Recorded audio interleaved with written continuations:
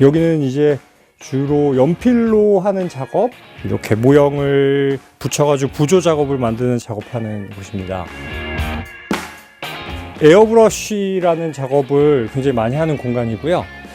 또 가보겠습니다. 제 개인 콜렉션 작품들이고요. 그래도 대략 한 4,000개에서 5,000개 정도는 되고, 큰 작품 위주로 작업하는 곳이고요. 작업을 하기 전에 백 작업이라는 걸 하는데, 그래서 큰 작품들을 누워서 베이스 작업을 하고,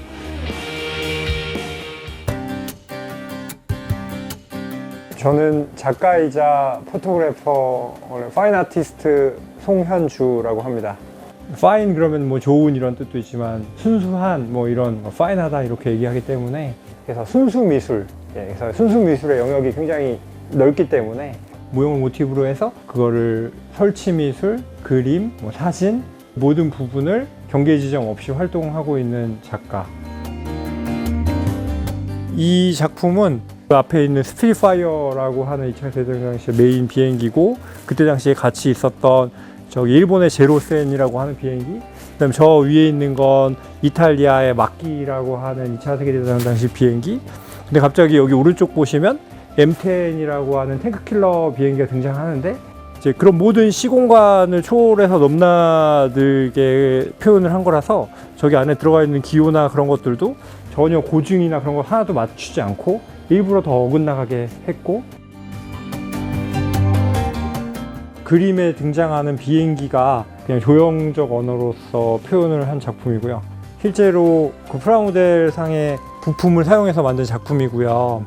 이 스피릿파이어 같은 경우에는 깔끔하게 도색을 한 게 아니고 일부러 약간 오래되고 앤틱하고 그런 표현을 인위적으로 해줬던 표현이고, 토네이도라는 기종이거든요. 여기 위에 떠있는 은색 조그만 기체, 약간 현대 기종이고, 그래서 그냥 실버로 단색으로 아주 심플하게 도색을 했고, 여기서 뭘 하나하나 이야기한다기보다 저는 현대사회가 굉장히 많은 정보가 막 난립하고 흐르고, 그 다음에 막 이것들이 상충돼서 깨지고 망가지고 굉장히 복잡다단하다고 생각을 하거든요.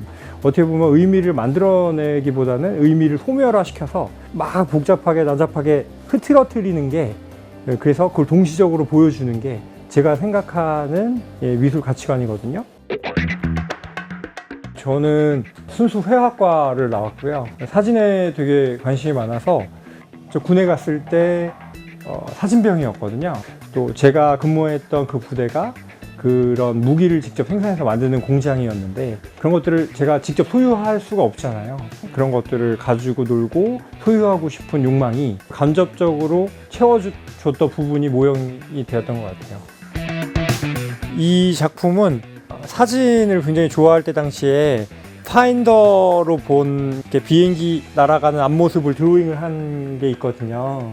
이거는 되게 예전에 미국의 콜세어라는 비행기인데, 그걸 또 전면에서 설계도적으로 표현을 했는데, 그 안에 자세히 또 보시면 여기는 제로센이라는 일본의 비행기가 또 들어가 있거든요. 이렇게 팬텀이라고 하는 미국의 그 비행기가 날아가는데 되게 흐릿하게 핀아웃 돼가지고 포커스가 나간 것처럼 표현을 하였고, 저 작품 제작하기 전에 만들었던 비행기고요. 여기 보시면 군인들이 보고 있는 거 자세히 보시면 소녀시대 사진이거든요. 여기 보시면 또 한 명이 앉아있는데, 얘는 일부러 회색으로 단색 표현을 했거든요. 얘는 고스트? 유령. 저는 아까 그림도 시대도 말도 안 되고 공간도 말도 안 된다고 말씀드렸듯이 프라모델로 시작했지만 모형과는 상관없이 제 내적으로 가지고 있는 저만의 색을 뽑는 게 일단은 더 중요하다고 생각을 하고 있고요. 비투기가 이제 핵탄두 싣고 김정은이 제일 무서워하는 비행기라고 해가지고 비행기를 만들고 해체하는 작업을 했어요. 이게 비행기 밑에 달려있는 내 기관들, 그 다음에 이 랜딩 기어들, 이런 것들이 곳곳에 산재해져 있고, 보시면 건담도 들어가 있고요. 스타워즈도 들어가 있고, 2차 세계대전 탱크도 들어가 있고, 주먹밥처럼 제가 좋아하는 거 다 넣고 믹스해서 얘들 전체가 모여서 하나의 큰 랜드스케이프를 만드는 게 일단 의도고요. 읽는 사람에 따라서, 보는 사람에 따라서 여러 가지 해석이 가능한 작품. 이게 취미면서도 본인의 네. 예술이 되는 거예요? 이게 그렇죠. 이게 취미이면서 예술이 될 수 있다고 보고요. 아주 개인적이고 소소한 것도 그거를 진정성 있게 표현을 해내면 충분히 사람들이 많이 이해하고 알 수 있는 그런 세상이 됐거든요. 아직도 그 만들고 싶은 것들이 너무 많아서 그것들을 굉장히 많이 수집하고 있고, 저는 무소유하고는 거리가 굉장히 멀고요. 최대한 많이 소유하고, 그래서 굉장히 힘든 삶을 살고 있고요.